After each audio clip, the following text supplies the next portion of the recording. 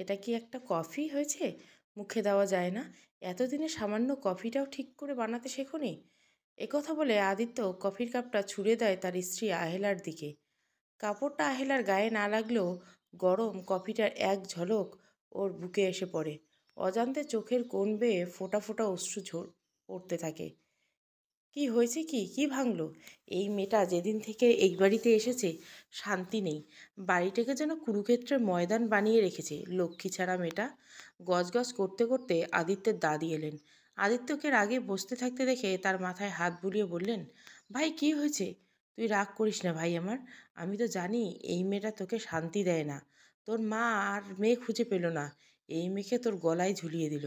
আর এদিকে আমার নাতিটার মুখ শুকিয়ে গেল কাঁদো কাঁদো সরে। আহেলাকে দাঁড়িয়ে থাকতে দেখে ধমকে উঠলেন, তুমি এখানে দাঁড়িয়ে আছো কেন? যাও, খাবারের ব্যবস্থা করো। জানো না তোমার স্বামীর অফিসে দেরি হয়ে যাচ্ছে?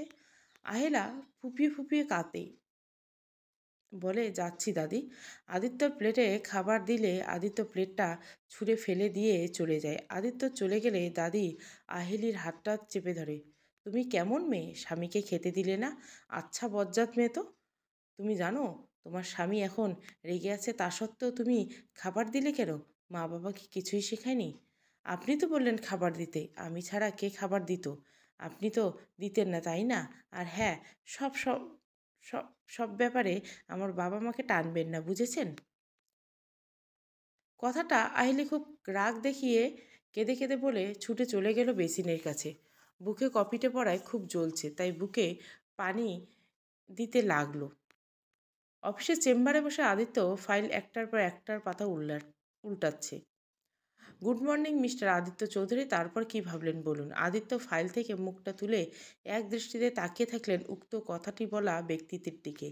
চেয়ার থেকে উঠে তার মুখোমুখি দাঁড়ালো, ভারী গলায় বললেন, তোকে আগেও বলেছি, এখনও বলেছি, এইসব করা বন্ধ কর।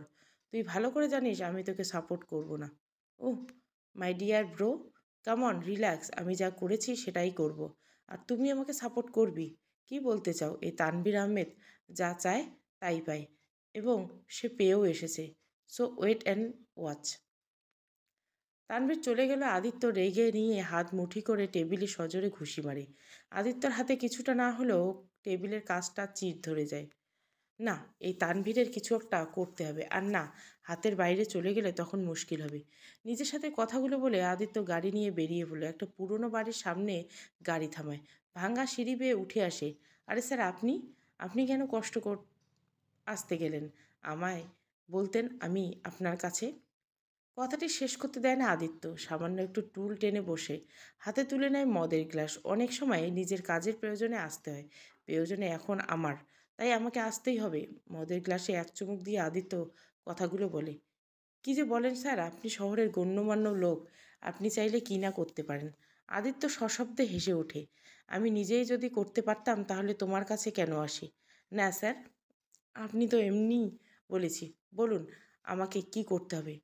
ড্যানি পারে না এমন কোনো কাজ নেই, আই নো। তা এই তো তোমার কাছে আসা, ড্যানি মাফিয়া। আদিত্য ড্যানির পিঠ চাপড়ে বলে, তারপর নিজের পকেট থেকে ফোনটা বের করে তানভীরের ছবিটা ড্যানিকে দেখায়।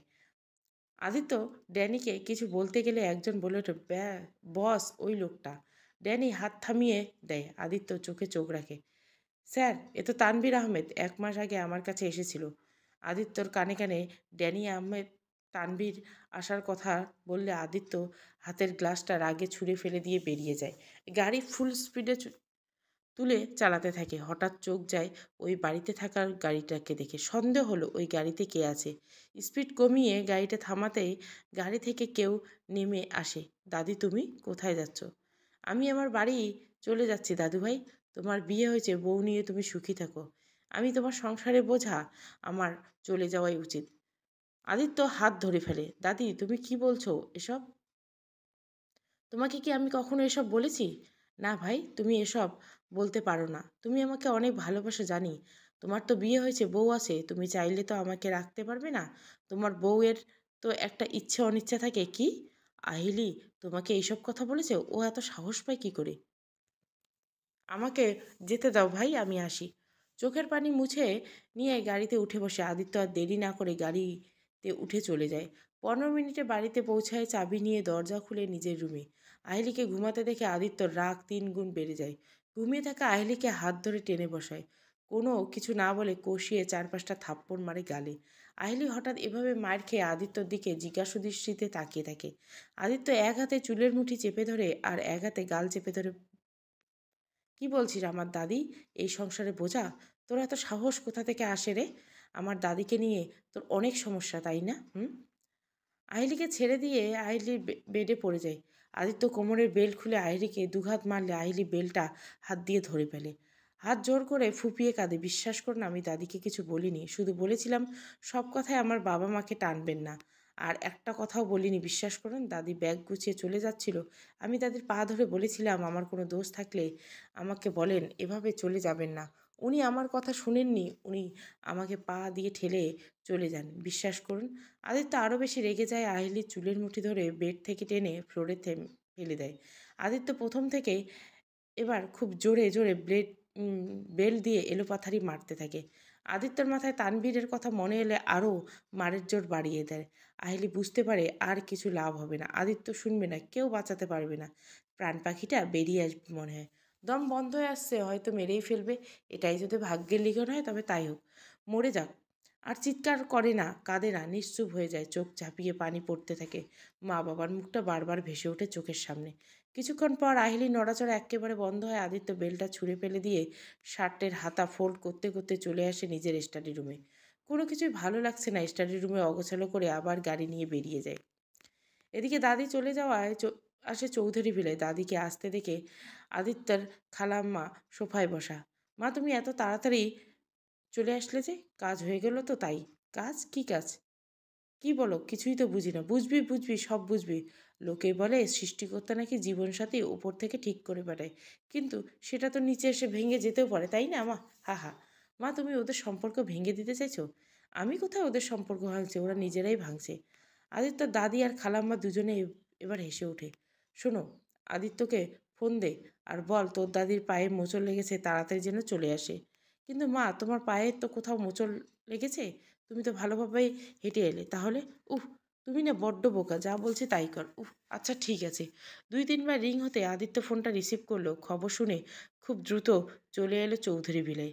দাদি কোথায়? দাদি কোথায়? এই আদি, খালাম্মা, দাদি কোথায়? কেমন আছে এখন? তোর দাদি এখন ভালো আছে, ডক্টর দেখে ওষুধ সাজেস্ট করেছে, চিন্তার কোনো কারণ নেই, এখন ঘুমাচ্ছে, যা গিয়ে দেখে আয়।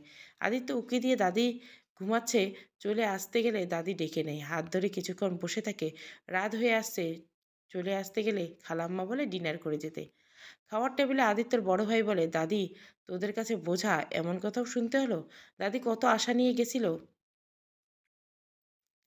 দেবরজিকে বলে, কি হলো, তোমার ভাইয়ের বউটা ভালো নাকি? কেন যে অমন একটা মেয়ের সাথে বিয়ে দিলে? আদিত্য ভাবির কথাটা বলল। আদিত্য ভাইয়া কিছু একটা ভাবলো, তারপর পিঠে হাত চাপড়ে বলে, কিছু একটা ভুল হচ্ছে, সামনে চলিস। আদিত্য খাওয়া শেষ করে বিদায় নিয়ে বেরিয়ে যায়। বাড়ি চলে আসার পর ফ্রেশ হয়ে শুয়ে পড়ে। চোখ বন্ধ করতে ঘুমের দেশে পাড়ি দেয়। সকালে ঘুম ভাঙলে আহিলিকে আগের মতোই পড়ে থাকতে দেখে আদিত্যর মাথাটা খুব গরম হয়। ঠিক একইভাবে পড়ে আছে। কাছে গিয়ে হাঁটু মুড়িয়ে বসে নাকের কাছে হাত নিয়ে দেখলো নিঃশ্বাস পড়ছে। উঠে চলে গেল ওয়াশরুমে। শাওয়ার নিয়ে বেরিয়ে এসে তোয়াল দিয়ে চুলের পানি মুছতে মুছতে আহিলির কাছে এলো। আহিলি, এই আহিলি, ঘুমকে ভাঙছে না? কি হলো? কি? আরে এই, কোনো সাড়া না পেয়ে বেডের সাইডে টেবিল থেকে পানির জারটা তুলে নিয়ে পুরো জারের পানি দিল ওর মুখে, ফেলে দিল আদিত্য। আহিলির জ্ঞান ফিরতে চোখ আস্তে আস্তে খুলল। আদিত্যকে যার হাতে দাঁড়িয়ে থাকতে দেখে এক প্রকার ভয় পেয়ে গেল। আবারও মারবে না তো? এরকম ভয় পেয়ে উঠতে গেলে কিন্তু মাথাটা ভীষণ ভারী লাগছে। এক হাতে মাথা চাপা ধরে এক হাতে চাপ দিতে উঠতে গেলে কোমরে ব্যথা পেল। সামান্য চিৎকার করে আবার ফ্লোরে লুটিয়ে পড়ল। আদিত্য এতক্ষণে রেডি হতে হতে সব কিছু দেখছিল। গায়ে মেরুন কালার ব্লেজার পরে হাতে মোবাইল নিয়ে বেরিয়ে যেতে যেতে বলল, যত সব নাটক। এই কথা শুনে আহিলি শব্দ করে কেঁদেই ফেলল। কিছুক্ষণ কাঁদার পর আস্তে আস্তে ওঠার চেষ্টা করে বেড সাইডে টেবিলে চাপ দিয়ে ওঠে। সোজা হয়ে দাঁড়াতে অনেক কষ্ট হয়, কোমরে অসহ্য ব্যথা অনুভব করছে। ওইভাবে বেড থেকে টেনে ফেলা হয়তো কোমরে লেগেছে। ওর মনে হয় কোমরটা ভেঙে যায়নি তো। আবার নিজেই মনে মনে ভাবলো, উম, তো যন্ত্রণা হতো, মনে হয় মোচড় লেগেছে, তাই ব্যথা করছে। আর তাছাড়া সারা শরীর তো অবশ হয়ে গেছে, মাথাটা ঝিমঝিম করছে, খুব দুর্বল লাগছে নিজেকে। সারা শরীর যে এত জ্বরে পুড়ে যাচ্ছে তা বুঝতে বাকি নেই আহিলির। গুটি গুটি পায়ে ওয়াশরুমে গিয়ে ট্যাপ ছেড়ে দিয়ে তার তলায় দেওয়ালে পিঠ ঠেকিয়ে দাঁড়িয়ে অঝোর ধারায় কাঁদতে থাকে। আমি কি কাল থেকে ঘুমিয়েছিলাম? আমার এমন কষ্ট হচ্ছে কেন? আমাকে এত মারলো কেন? আমি কি দোষ করেছি? নিজের সাথে কথা বলে আবার মুচকি এসে বলল, আমি বেঁচে আছি। আমি তো ভেবেছিলাম ওই লোকটা আমাকে মেরেই ফেলবে। ভালোই হতো যদি মেরে ফেলতো। তাহলে তো আমাকে আর রোজ রোজ মার খেতে হতো না। এই দাগগুলো তো উঠছেই না। দাগগুলো দেখতে ভালো লাগছে না। হাত দিয়ে ঘষা দিয়ে তুলতে থাকি, কিন্তু তার মনে পড়ে যায় দাদি সকালে নাস্তা দিতে হবে তো। দেরি হলে তো আবার ওকে মার খেতে হবে। ওয়াশরুম থেকে বেরিয়ে এসে দাদি তো চলে গেছে। আর তার জন্যই আহিলের চোখ বেয়ে পানি পড়তে থাকে। বেডে শরীর এলিয়ে দেয়। খুব কষ্ট হচ্ছে, সারা শরীরে ব্যথা। হঠাৎ চোখ যায় সেফটি বক্সের দিকে। বক্স খুলে একটা প্যারাসিটামল হাতে নেয়, কিন্তু ও যে সব কিছুই খায়নি। ওকে তো কিছু খেতে হবে। কিছু খেলে মাথা ঘুরবে। কিচেন রুমে গিয়ে দেখে বিস্কিট খেয়ে প্যারাসিটামলটা খেয়ে নেয়। একটু ঘুমাতে পারলে হয়তো ভালো হতো, কিন্তু অনেক কাজ পড়ে আছে। ঘুমালে চলবে না। শুয়ে শুয়ে ভাবলেও উঠতে পারে না। মুখে বললেও মন সায় দেয় না। শুয়ে থাকতে থাকতে চোখের পাতা বুজে আসে। কি বলছেন আহি এসব কথা? আমার আহি, বিশ্বাস করুন আফা, আমার মেয়েকে এই শিক্ষা দেয়নি যে বয়স্কর সাথে এমন আচরণ করবে। আহিলির মা আদিত্যর ফুপুকে কথাটা বলে উঠে দাঁড়ায়। আরে থামুন তো, কী শিক্ষা দিয়েছেন তা জানা আছে। আমাকে বোঝাতে আসবেন না। আপনার মেয়ে যে কীরকম তা আমাদের সকলের জানা আছে। এই তো শিক্ষা দিয়েছেন মেয়েকে। দেখলে মনে হয় ভাজা মাছ উল্টে খেতে যান না, কিন্তু ভেতরে ভেতরে বড়ের হাড্ডি। প্রথমে আমার ছেলেকে ফাঁসালো, তারপর আমার ভাইয়ের ছেলেকে বিয়ে করলো। এই তো আপনার মেয়ের চরিত্র। বাচাল মানুষ কোথাকার। দোহাই আপা, এমন বলবেন না। চুপ করুন আপনি। আহিলির মা দু হাত দিয়ে কান চেপে ধরে কথাগুলো বলল। তা দেখে আহিলির চাচি এগিয়ে এলো। উনি কি আর মিথ্যে কথা বলছেন? আহিলি নিশ্চয় এমন কিছু করেছে, তাই উনি বলেছেন। আফা, তুমি আহির সাথে কথা বলো। আর উনি তো ঠিকই বলেছেন, আমাদের আহি যেভাবে বিয়ে হয়েছে। আহিলির মা চোখ রাঙিয়ে আহিলির চাচির দিকে তাকাতে চাচি চুপ হয়ে যায়। আচ্ছা, আসি তাইলে। আদিত্যের ফুপু চলে আসে। আহিলি মা সোফায় ধপাস করে বসে পড়ে। আহিলির চাচি বাঁকা হাসি দিয়ে বলে, কথাটি কিন্তু সত্য বলেছে। এক ঢিলে দুই পাখি শিকার করেছে আহি। একটা লটারির টিকিট কেটে দুটো পেয়ে গেল। এলেম আছে আহির, বলতে হবে। আর কটা মেয়ে এমন পায় দেখো তো, একটা ভাইকে ভালোবেসে আর এককে বিয়ে করে। আরে, গিনিস বুকের নাম ওঠা উচিত আমাদের আহির। আহিলির চাচার কথাগুলো আহিলির মায়ের তীরের মতো বুকে এসে বিঁধল। চিৎকার করে বলেই দিল, তোমার কাছে আমি কিছু শুনতে চাই না। তুমি যাও এখান থেকে। যাচ্ছি বাবা, যাচ্ছি।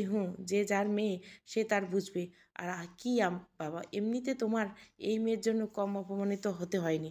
লজ্জায় মাথা খাটা যায়।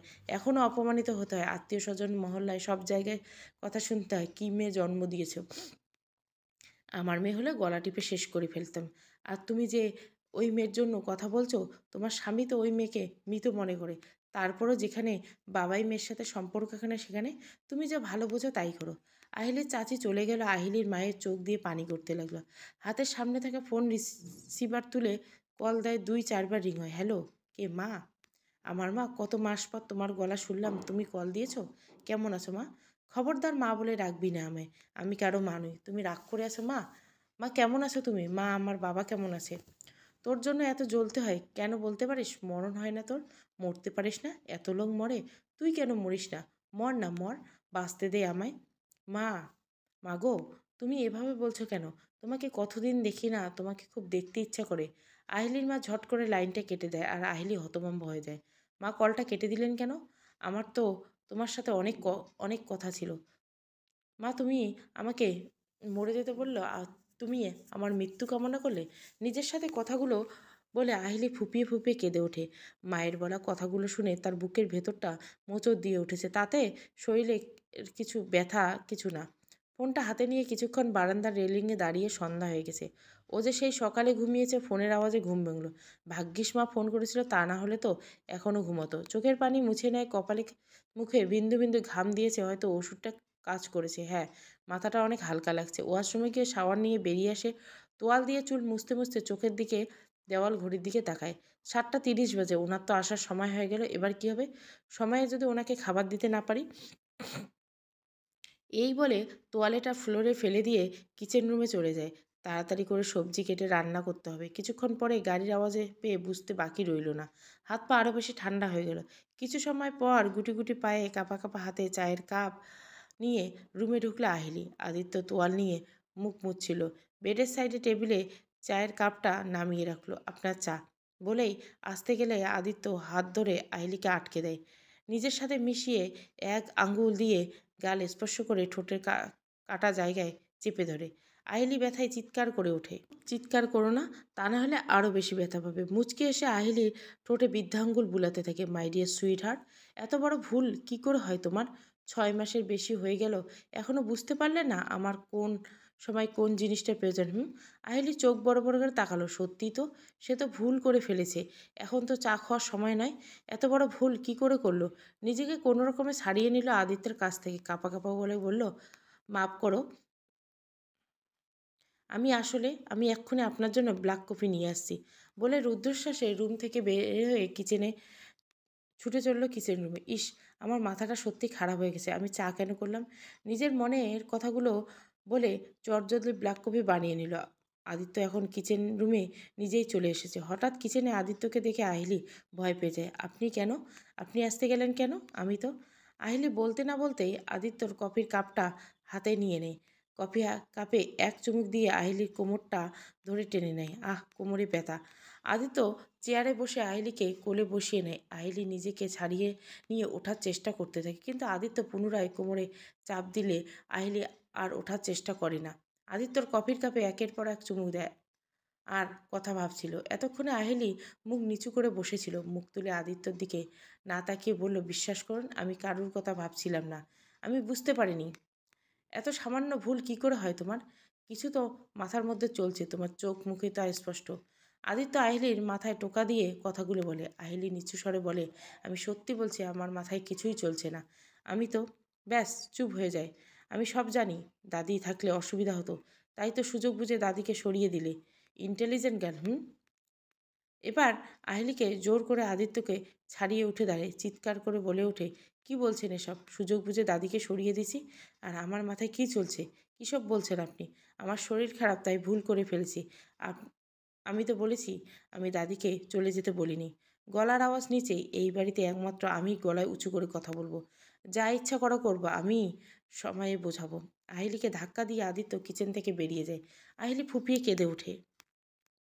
তানভীর নিজের স্টাডি রুমে একটা মদের গ্লাসে চুমু দিচ্ছে আর সিগারেট টানছে। হঠাৎ ফোন আসায় ব্যালকনিতে উঠে গেল। বলো, তোমার কলের অপেক্ষাতে ছিলাম। কাজ হয়ে যাবে, নিশ্চিন্ত থাকে। ওকে। লাইনটা কেটে দিয়ে তানভীর হাসতে থাকে। ফাইনালি আমি যা চাচ্ছি তাই হচ্ছে। আহিলি ছাদের কোণে বসে অনবরত কেঁদেই চলছে। কেন হচ্ছে আমার সাথে এমন? কি করেছিলাম আমি? আমার অপরাধ থেকে মা, বাবা, চাচু সবাই আমাকে ঘৃণা করে। বাবা আমাকে মৃত মনে করে। মাও আজ আমার মৃত্যু কামনা করলো। কেন? কেন এমন হচ্ছে আমার সাথে? কোনো হচ্ছে, আমি তো কারো কোনো ক্ষতি করি না, তাহলে কেন? নিজের সাথে কথাগুলো বলে দুহাত মুখ দিয়ে ঢাকে। হঠাৎ সকালে কলিং বেলের আওয়াজে নিচে এসে আহিলি খুলে দরজা। অরেঞ্জ কালারের টি শার্ট গায়ে দেওয়া একটা ছেলেকে দাঁড়িয়ে থাকতে দেখে বুঝতে পারে ছেলেটি কুরিয়ার অফিস থেকে এসেছে। জি বলুন ম্যাডাম, আপনার জন্য একটা পার্সেল আছে। পার্সেল? আমার নামে কে পাঠিয়েছে? জানি না ম্যাডাম, প্লিজ সাইন করুন। সাইন করে ছেলেটি চলে যায়। আহিলি দরজা বন্ধ করে যায়। একটা মাঝারি সাইজের বক্স, কী আছে এর মধ্যে? আহিলি বুঝতে পারে না কি থাকে। করে দিলে ছেলেটি চলে যায়। আহিলি বাক্সটা হাতে নিয়ে ভাবতে থাকে, এর মধ্যে কি আছে, কে এসেছিল? এই কথাটা শুনে আহিলি তাকাতে দেখলো আদিত্য ফোনের দিকে তাকিয়ে সিঁড়ি বেয়ে নেমে আসছে। আমি জানি না এটা কে পাঠিয়েছে, কেন পাঠিয়েছে, কী আছে এর মধ্যে। উনি এটা নিয়ে নিশ্চয় বড় কোনো ঝামেলা বাঁধাবেন। ওনাকে বলা যাবে না। নিজের মনে মনে কথাগুলো বলে হাতে থাকা বাক্সটা আদিত্যের চোখের আড়ালে সোফার নিচে ফেলে দিয়ে এগিয়ে বলল, কই, কেউ না তো? কেউ না মানে? বেলের আওয়াজেতে তুমি নিচে এলে, দরজা খুললে, আওয়াজ তো আমিও পেলাম। কেউ যদি না আসে তাহলে ভূত এসে কলিং বেল বাজিয়ে গেল, চিৎকার করলে। আহিরি কিছুটা চমকে গেল। না মানে আসলে ওই একজন একটা ঠিকানা জিজ্ঞাসা করেছে, তাই আপনাকে বলেছিলাম কেউ না। ঠোঁটের কোনো হাসি নেই। আদিত্য আহিলির আপাতমস্তকে চোখ বুলিয়ে নিল। আচ্ছা, নাস্তা দাও, বেরোবো। এই তো তৈরি করে ফেলেছে, আসুন। আদিত্যকে নাস্তা দিয়ে আদিত্য খাওয়া শুরু করলো। জুসের গ্লাসটা উপর থেকে আঙ্গুলে দিয়ে স্লাইড করতে করতে। আজব ব্যাপার, এত বাড়ি থেকে আমাদের বাড়িতে আসতে হলো ঠিকানা জানার জন্য? সামনে তো দুটো বড় বাড়ি আছে, আমাদের এই ভিতরে কেন এলো বলো তো? আমি কি জানি কেন এলো এখানে? তা তুমি বাড়ির ঠিকানা বলতে পারলে? আহিলি হাতে নিয়ে শাড়ির আঁচলটা খুঁট ধরে টানতে লাগলো। সে যে আবার এক বিপদে পড়ল। চুপ করে আছো কেন? হ্যাঁ বললাম তো। তা কোন বাড়ির ঠিকানা চাইলো? ওই বাড়ি। ওই তো মল্লিক বাড়ির ঠিকানা। আপনি খেয়ে নিন, আমি কাপড় ভিজিয়ে রেখে এসেছি। আহিলি চলে যেতে চাইলে আদিত্য হাত ধরে নেয়, চেয়ার থেকে উঠে দাঁড়ায়। হাতে থাকা কাঁটা চামচ আহিলির কপাল থেকে গালে এক সাইডে নিয়ে আসে। আহিলি ভয়ে ভয়ে চোখ বন্ধ করে নেয়, চামচটা দিয়ে গালে চাপ দিয়ে ধরে। আহিলি আদিত্যর হাতটা ধরে নেয়। তুমি যে চালাক তা তো আমি জানি, তাই বলে আমার সাথে চালাকি করো না। জানো তো অতি চালাকের গলায় ধরি। কে বলতে পারে হয়তো তোমার গলাতে। আহিলি ছেড়ে দিয়ে আদিত্য বেরিয়ে যায়। আহিলির চোখ দিয়ে পানি পড়তে থাকে, এক অজানা ভয় সে কাঁপতে থাকে। এবার সে সোফায় পেছনে গিয়ে হাতের গিফটটা তুলে নেয়। বক্সটা কালো প্যাকেটে মোড়া, আছে কারুর নামে, না আছে কোনো ঠিকানা। একটা অজানা ভয় মনের মধ্যে বাসা বাঁধতে থাকে। বক্সটা খুলে আহিলি বেশ অবাক। বক্সটার মধ্যে এক রাশ গোলাপের পাপড়ি। আহিলি বেশ অবাক হলো। বক্সটা আবার উল্টে দিয়ে পাপড়িগুলো মেলে দেখলো একটা চেন। হাতে নিয়ে দেখতে লাগলো। চেনটা আহিলিকে খুব চেনা লাগছে, কিন্তু মনে পড়ছে না। মাথায় হাত দিয়ে ভাবার চেষ্টা করছে, কিন্তু না, মনে পড়ছে না। এরকম কে পাঠাতে পারে? আমি তো কিছুই বুঝতে পারছি না। আবার কলিং বেলের আওয়াজ। আহিলি চমকে ওঠে। কে এখানে আসতে পারে? আবার কোনো পার্সেল আসেনি তো? না উনি ফিরে এলেন? নিজের সাথে কথাগুলো বলে পুনরায় চেন সমেত পাপড়িগুলো বাক্সে ঢুকিয়ে সোফার পিছনে রেখে উঠে দাঁড়ায়। দরজা খুলে তো অবাক। মামুনি তুমি? আদিত্যের মা আহিলিকে জড়িয়ে ধরে। কেমন আছিস মা? আহিলি মুখ তুলে চোখের পানি মুছে বলে, আমি খুব ভালো আছি মা। তোর চোখের পানি কেন? তুই যে ভালো আছিস? হ্যাঁ আমি ভালো আছি। তোমাকে অনেক দিন পর দেখেছি, তাই তো। আদিত্যর মা আহিলিকে আর কিছু বলতে না দিয়ে আহিলির গালে হাত দিয়ে বলে, তোর চোখ মুখ এত শুকনো লাগছে কেন? আদি কি তোর সাথে খারাপ ব্যবহার করে বলতো? মা তুমি কি যে বলো! উনি আমার অনেক কেয়ার করে। আমি ঠিক সময় খাইছি কিনা ঘুমাই কিনা জানো মামুনি? উনি আমার জন্য অনেক কাজের বুয়া নিয়ে এসেছিল। আমি বলেছি আমার নিজের সংসারের কাজ আমি নিজেই করতে পারবো। উনি রাগ করেছিলেন, কিন্তু পরে মেনে নিয়েছেন। আহিলির মুখে হাসি এনে একটানা কথাগুলো বলে থামে। মামুনি তুমি এভাবে দরজায় দাঁড়িয়ে থাকবে না ভিতরে আসবে? আদিত্যর মা মুচকে এসে আহিলির গাল টিপে বলে, পাগলি। আহিলি আদিত্যর মাকে চেয়ারে বসিয়ে পানির গ্লাসটা এগিয়ে দেয়। জানিস তো মা, আমি একটাই চেয়েছিলাম যে তোরা সুখে থাক, শান্তিতে থাকে। মামুনি অনেক সুখী। মামুনি আমি অনেক সুখী। যাক, কারো মুখে তো আমি হাসি ফোটাতে পারলাম। ভাগ্যিস কি মনে আছে আজকে 3 পিস পরেছিলাম, তাই তো ভালো থাকার নাটক করতে পারলাম। নিজের মনে কথাগুলো আহিলি বলে। দেখলে মা, ভাবির কাণ্ড। ভাইয়ের অনুমতি না নিয়ে ছুটতে চলে গেলেন। কার কাছে? না কি মেয়ে আছে? মেয়ে? আরও যদি। আদিত্যর ফুপু কথাগুলো আদিত্য দাদিকে দিকে তাকালেন। তিনি চোখ বন্ধ করে হেলান দিয়ে বসে আছেন। তা দেখে আদিত্যর ফুপু সামান্য রেগে গিয়ে কাঁদো সুরে বললেন, মা তুমি নিশ্চিত আছো? বলো, আমার কষ্টটা, আমার ছেলের কষ্টটা দেখতে পারো না? খুব তো বলেছিলে কাজ করে দিয়ে এসেছো, ওদের সম্পর্ক নাকি ভেঙে যাবে। তা কোথায় মা, কোথায় ভাঙলো সম্পর্ক? এখন ভাবি চলে এসেছে। আবার দেখো, আবার কিছু হবে না। ওই মেয়ে এই চৌধুরী বাড়ির বউ হয়েই রয়ে যাবে। আর ওদিকে আমার ছেলেটা জোরে জোরে কাঁদতে থাকে। তুই থামবি কি? সব কিছুতে এত তাড়াতাড়ি করা ভালো না। শোন, আগুন যখন লেগেছে তখন সব কিছুতেই পুড়ে ছাই হবে। থামো মা, তোমার আগুন, সব কিছুই ঠিক থাকবে। মাঝখানে আমার ছেলের জীবনটা পুড়ে ছাই হয়ে যাবে। আমাকেই কিছু একটা করতে হবে। আমার ছেলের কষ্ট আমি কিছুতেই দেখতে পারবো না। মামুনি তুমি কখন আসলে? আজ সিলেট থেকে বা কবে আসলে? আমি এসেছি সে সকালে। বাড়িতে গিয়েই আমার মেয়েটাকে দেখতে ইচ্ছে করছিল, তাই চলে আসছি। কিন্তু তুই আজকে তাড়াতাড়ি চলে আসলি যে? হ্যাঁ মামুনি, চলে আসলাম, মিটিংটা ক্যান্সেল হয়ে গেল। ও আচ্ছা, বাবা এবার আমাকে ফিরতে হবে। মা তুমি আজকে থাকতে পারো তো? না রে, আজ আসি। বাবা তোকে একটা কথা বলি, ফিরে চল না, বৌমাকে নিয়ে আমরা সবাই একসাথে থাকবো। ও মা, কেন বারবার এক কথা বলো? আমি তো বলেছি একবার। আমার না হ্যাঁ হবে না, বুঝেছো? আচ্ছা রাগ করিস না, তুই যেটা ভালো বুঝিস। আচ্ছা চলো, আমি তোমাকে দিয়ে আসছি। না তোকে যেতে হবে না, ড্রাইভার গাড়ি নিয়ে এসে। আর হ্যাঁ, তাছাড়া আহি আমার সাথে, ও একটু মার্কেটে যাবে। ও আচ্ছা তাহলে যাও। আহিলি আর আদিত্যর মা দুজনে মার্কেটে চলে গেল। মার্কেটে এসে আদিত্য মা আহিলিকে সাবধানে যাওয়ার কথা বলে চলে যায়। আদিত্যর মা বাড়িতে চলে গেলে, বাড়িতে ঢুকতে গেলেই দেখে ড্রয়িং রুমে কিছু একটা নিয়ে জটলা চলছে। আদিত্যর ফুপু আদিত্যর মাকে দেখে, কী ভাবি তুমি চলে এসেছো? তোমার তারপর তোমার ওই মেয়েরূপী বৌমাকে আনলে না, এমনি চলে আসলে? এসব কি হচ্ছে? আমি তোমাকে বারণ করা সত্ত্বেও তুমি চলে গেলে? আদিত্যর বাবা আদিত্যর মাকে কথাগুলো বলে। আদিত্যর দাদি বলে, ওকে কিছু বলে লাভ নেই। তুই শুধু শুধু বলছিস। দেখ, হয়তো জাদু টোনা করে রেখেছে ওই মেয়ে তো সব পারে। মা দয়া করে চুপ করুন। মেয়েটা যখন কোনো দোষ নেই তখন বারবার কেন মেয়েটাকে অপরাধী করছেন বলেন তো? বাহ ভাবি, দারুণ কথা বলেছো যে যে তুমি। ওই মেয়ে কোনো দোষ নেই? তুমি কি করে বলতে পারো? আমার ছেলের জীবনটা নষ্ট করে দিয়েছে আর তুমি বলছো? কি বলো তো, ছেলেটা আমার, আমি তো মা, আমাকেই ভাবতে হবে। আমার ছেলেকে নিয়ে ভাবার মতো কেউ নেই জানি। এই বলে আদিত্যর ফুফু কাঁদতে কাঁদতে চলে গেল। শোনো, আমি যখন তোমার মানা করছি তখন তুমি ওই মেয়ের সাথে সম্পর্ক রাখবে না, বুঝেছো? আদিত্যর বাবা কথাগুলো বলে উঠে চলে যায়। আদিত্যর মা নিজেই মনেই বলে, সব ভুল বুঝেছো মেয়েটাকে। কষ্ট পাচ্ছে মেয়েটা, কেউ বুঝছো না তাকে। মার্কেট থেকে বাড়ি ফিরছে হাঁটতে হাঁটতে আহিলি একবার পিছনে তাকালো। কেন জানি তার মনে হচ্ছে কেউ তাকে ফলো করছে, কিন্তু কাউকে পিছনে দেখতে না পেয়ে আবার হাঁটতে লাগলো। ঠিক একইভাবে আবার তার মনে হচ্ছে কেউ তার পিছু নিয়েছে, কিন্তু বরাবরের মতো আবার সে একা। এইভাবে 3-4 বার পিছনে তাকিয়ে দেখে মনের ভিতরে ভয় চেপে বসে সন্ধ্যা নেমে এসছে। তাই দ্রুত পায়ে বাড়ি এসে, বাড়ির দরজা খোলা আছে তাই দ্রুত ঢুকে পড়ে দরজায়। আদিত্য ড্রয়িং রুমে বসেছিল। কি হয়েছে, এত দেরি হলো কেন? মা, মার্কেটে গিয়েছিলাম, বাড়িতে আসার পথে মনে হলো কেউ আমাকে ফলো করছে। এই কথা বলায় করুণ দৃষ্টিতে আদিত্যের দিকে তাকালো। আদিত্য হেসে বলল, এত সাজশৃঙ্গার পরে গেলে তো কেউ তোমার পিছনে আসবে। এত সাজের বাহার কিসের তোমার? আহিলে এই কথাটা শুনে মুখ নিচু করে নেয়।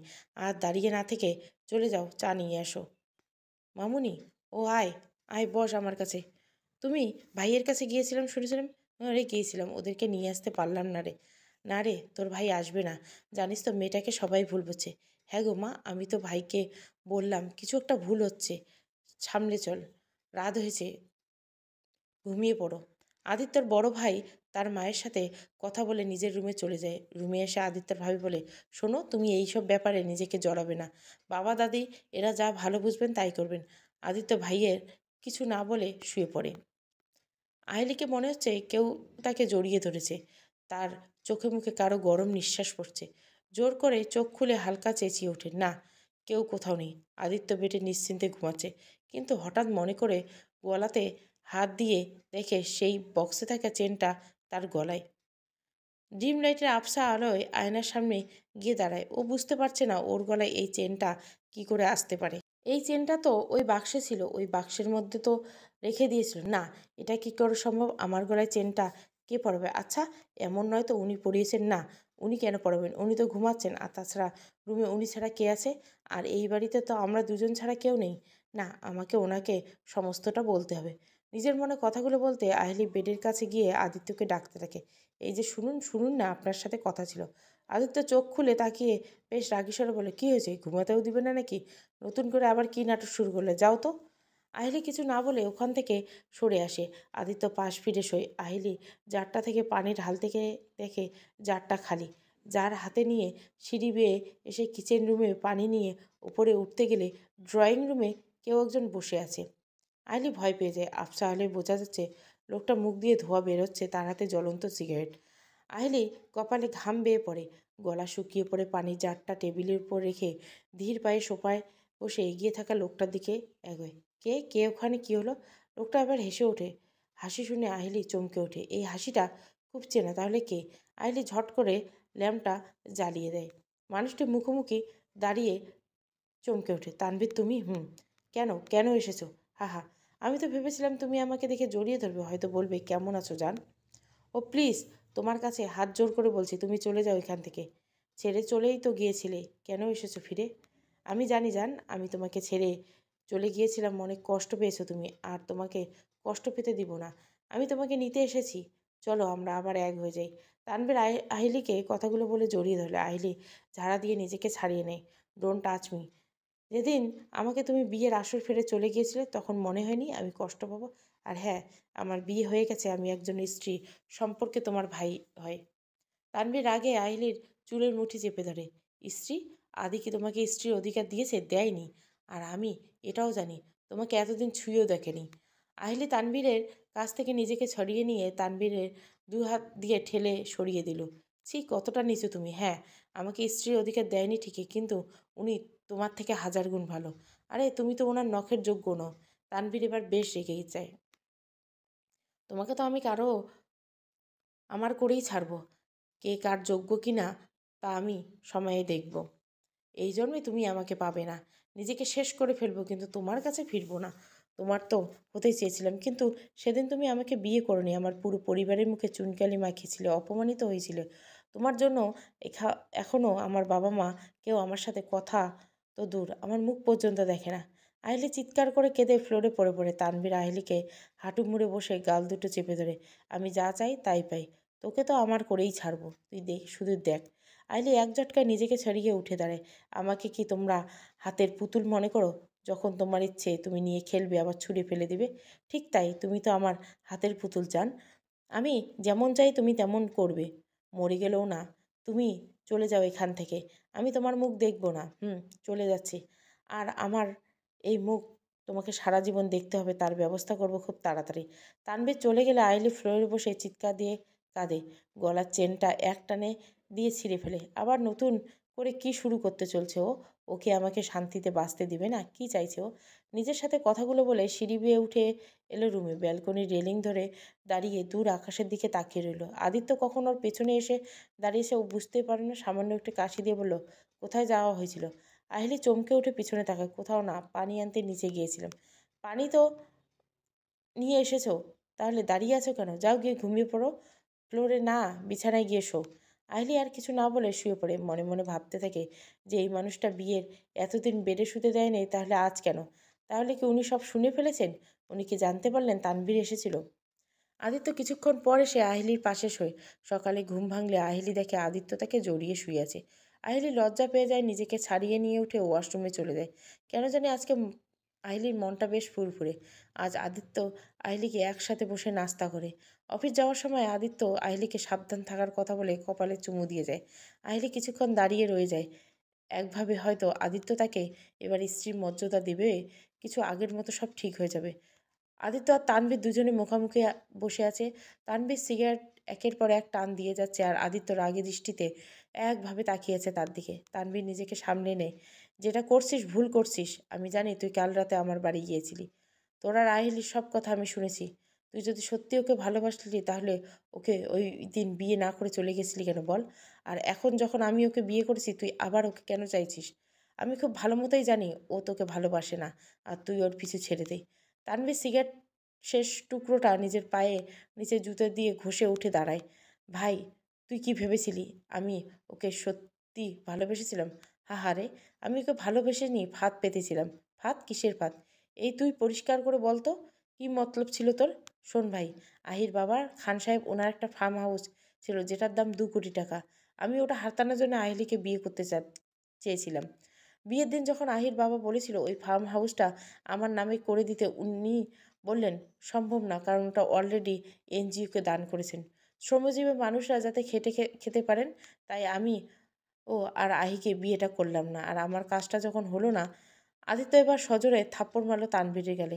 আরে তোকে তো আমার ভাই বলতেও ঘৃণা হচ্ছে। তুই লোভের জন্য একটা মেয়েকে বিয়ে করতে চাইছিলি? আরে তোর বাবা মারা যাওয়ার পর থেকে আমার বাবা মা তোর কোনো অভাব রেখেছিল? তোকে আর আমাকে সবসময় এক করে দেখেছে। আর ওই 2 কোটি টাকার ফার্ম হাউসটা দরকার ছিল, আমাকেই বলতে পারছিস, আমি তোকে 2 কোটি টাকা দিয়ে দিতাম। আর তুই ছি! ভাই, আমি ভুল করেছি, ক্ষমা করো আমাকে। ক্ষমা আমার কাছে না চাওয়া, আহিলির কাছে চাওয়া দরকার। আর একটা কথা আমাকে বলতো, তুই এই ড্যানি মাফিয়াকে দিয়ে আহিলিকে খুন করাতে কেন চেয়েছিলি? ভাই, আমি ভুল করেছি ওই দাদির কথা শুনে। দাদি বলেছিল আমাকে আহিলিকে মেরে ফেলতে, কিন্তু অভিনয় করে হলেও আমি আহিলিকে ভালোবেসেছিলাম। আমি আহিলির কিছু হয়ে গেলে নিজেকে কখনোই মাফ করতাম না। আমি চেয়েছিলাম আহিলিকে নিয়ে সবার চোখের আড়ালে অনেক দূরে চলে যাব, কিন্তু আমি গিয়ে দেখলাম আহিলি আমাকে ভালোবাসে না। ও তোমাকে স্বামী হিসাবে মেনে নিয়েছে। আমি মেয়েটার প্রতি কম অত্যাচার করিনি, তবু মুখ বুজে আমার কাছে পড়েছিল। আমার মনে হয় আহিলি তোকে ভালোবাসে, তা না হলে ও আমাকে বলতে পারে আমি নাকি তোর পায়ের যোগ্য না। হা হা। কিন্তু দাদি কেন আহিলিকে মেরে ফেলতে চাইছিল জানি না, তবে দাদিকে জিজ্ঞাসা করলে পাওয়া যাবে। চল দাদির কাছে। আদিত্য আর তানভীর দুজনে চৌধুরী ভিলায় চলে এসেছে, আর সাথে সাথে আহিলির বাবা মাকেও নিয়ে এসেছে। ড্রয়িং রুমে সবাই বসে আছে এবং দাদির দিকে চেয়ে আছে।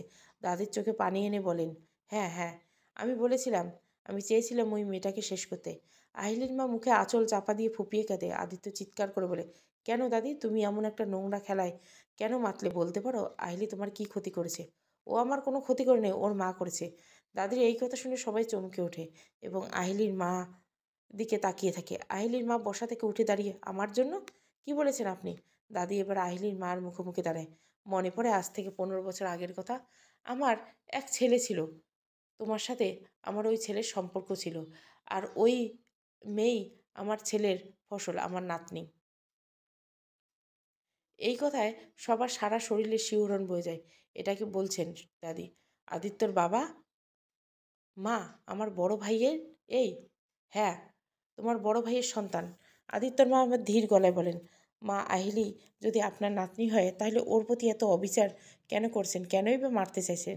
আহিলির বাবা এবার মুখ খুললেন, আমরা দুজনে খুব ভালো বন্ধু ছিলাম। আমি জানতাম ওরা দুজন দুজনকে ভালোবাসে, কিন্তু আমিও ভালোবেসেছিলাম।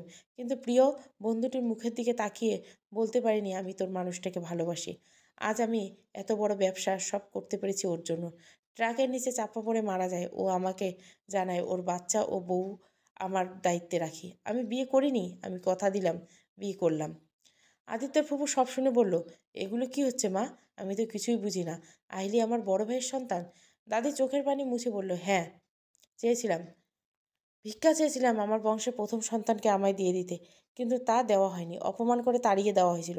আমি সুযোগের অপেক্ষায় ছিলাম। আমি চেয়েছিলাম আমার প্রথম সন্তান হারিয়ে যে কষ্ট পেয়েছিলাম সেটা আমি ওদেরকে বোঝাতে চাই। আদিত্যের দাদি কান্নায় ভেসে পড়ে। তানভীর আদিত্যের পিঠে হাত রেখে বলে, ভাই, আহিলির সাথে আমার সম্পর্ক আর তোর সাথে বিয়ে, এটা পুরোটাই একটা ফাঁদ। দাদির কথায় আমি আহিলির সাথে সম্পর্কে জড়িয়েছিলাম। তোকে মিথ্যে বলেছিলাম, ওইসব ফার্ম হাউস আরে কিছু না। ওকে বিয়ে করব বলে আর বিয়ে করলাম না। ভেবেছিলাম ও হয়তো শোকে সুইসাইড করবে, তাহলে দাদির সব কাজ আরও সহজ হয়ে যাবে। কিন্তু মামি এসে পুরো চালটাই ঘুরিয়ে দিল, তোর সাথে বিয়ে দিয়ে দিল। কিন্তু বিশ্বাস কর, আমি এসব জানতাম না। আমি শুধু দাদির সাথ দিয়েছিলাম। আদিত্য ফুপিয়ে বা তানবীরের গালে কষিয়ে থাপ্পড় মারে। ছি, আরে তোকে তো আমার ছেলে বলতে ঘৃণা হচ্ছে। আর মা, তুমি আমার তো বিশ্বাস হচ্ছে না যে তুমি এরকম একটা নোংরা খেলা খেলছিলে। তুমি আমাদের মনটা বিষিয়ে রেখেছিলে। আহিলি আমার বড় ভাইয়ের সন্তান, তাকে কিনা আমি কতটা খারাপ ভাবতাম। আর তানভীর, সে তো তোর জন্য, তুই কষ্টে আছিস, আমাকে বোঝাতিস, তাই আমি এত খারাপ ব্যবহার করছি। আদিত্য নিজের হাতগুলো মেলে ধরে, দাদি, আমি তোমার জন্য এই নিরপরাধ মেয়েটার গায়ে হাত তুলতাম। আর তানভীর, তুই আমাকে বলতে আহিলি তোর হাতে তুলে দিতে। কেন রে? তোর ওকে মেরে ফেলতে সুবিধা হতো বুঝি? আদিত্যর বাবা উঠে দাঁড়ায় বলে, মা, তুমি যা করেছো তোমাকে তার শাস্তি পেতে হবে। আদি, পুলিশকে ফোন কর। আর বৌমা, খুন করার চেষ্টা করেছিল এই মহিলাকে ধরে নিয়ে যা। আদিত্যর মা আদিত্যর বাবার হাত ধরে বলে, কি বলছো তুমি এসব? উনি তোমার মা, আদিত্যর দাদি। না বউ, তুই আটকাস না আমাকে আমার পাপের শাস্তি পেতে দিতে। পারলে আমাকে তোরা সবাই ক্ষমা করিস। আদিত্যর দাদি বেরিয়ে চলে যায়। আদিত্যর ফুফু চলে যায়। শুধু মাকে না, তোর সাথে আমার ছেলেও তো সমান দোষী। শাস্তি তো ওকেও পেতে হবে। পুলিশে তানভীর আর দাদিকে থানায় নিয়ে চলে যায়। আদিত্য চলে আসতে গেলে আদিত্যর ফুপু হাত ধরে আটকে নেয়। করুণ স্বরে বলে, আমি না বুঝে মেয়েটার প্রতি অনেক অন্যায় করে ফেলেছি। তুই আমাকে নিয়ে যাবি রে, আমি তার কাছে ক্ষমা চাইব। আদিত্যর মা ফুপুর হাত ধরে নেয়। আগে ওদের সম্পর্কটা ঠিক করে নিতে দাও।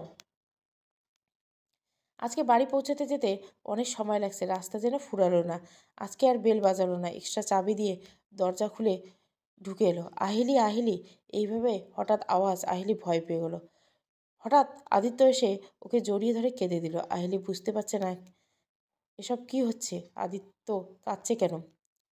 তোমাকে আমার থেকে কেউ আলাদা করতে পারবে না। বলো, তুমি আমাকে তোমার ভালোবাসার অধিকার দিবে? বলো না, একটু ভালোবাসতে দিবে আমায়?